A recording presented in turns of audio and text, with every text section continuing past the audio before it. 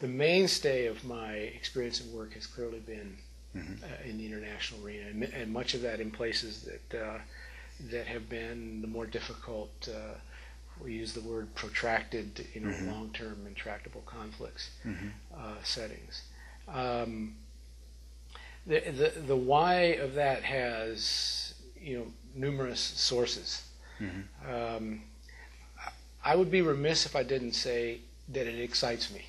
Okay, so I mean, I don't want to come at this from an angle that sort of puts me as we'll explain a kind of a wonderful saint of some sort that has a philosophy that brings him into these things, because there is an element of it that draws you straight into dealing with some of the hardest things that humanity has to face, and there is an element of it that really catches your sense of soul and engages you. At least it did for me.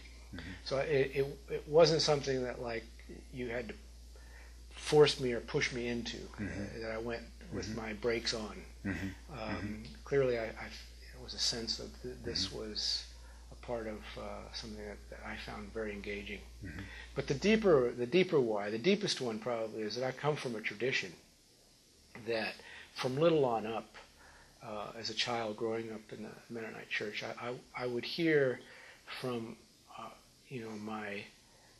the teachings, the Sunday sermons, interaction with the people that were significant in my life, the basic tenets of this belief that we have about finding ways to love your enemy, about being actively involved in a concern for people that are suffering. But that all translated into a direction of, for me at least, of wanting to find a way to actually, it's one thing to say it, it's another thing to try to find a way to practice it.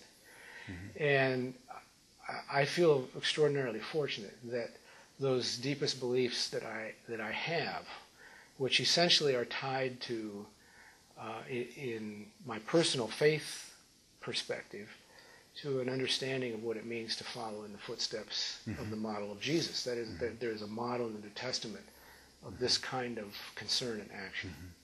That it could dovetail with something that was actually work. I mean, some people call it practical. Work. Yeah. In other words, it was a job. You could translate it. In the early years of pursuing this, there would have been a lot more questions. You can't.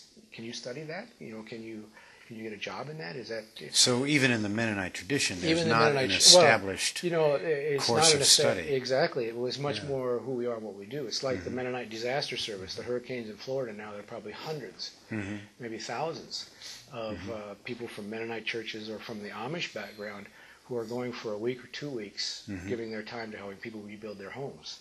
That's just. But there are very few of us that would have that as a job. A few that coordinate the system. But in the case here, I happened to hit a time in history when the field was emerging. Yes. Peace studies was coming up. Conflict resolution was beginning. Mediation was sort of on the front end of that, and so it dovetailed. I come to it not so much from the standpoint of this as a quotes a career or a job, but I came to it much more from this as just a passion that I had about wanting to be able to do something with hands-on in reference to this that we believe. Yes. And there were avenues that came at the right time for pursuing it.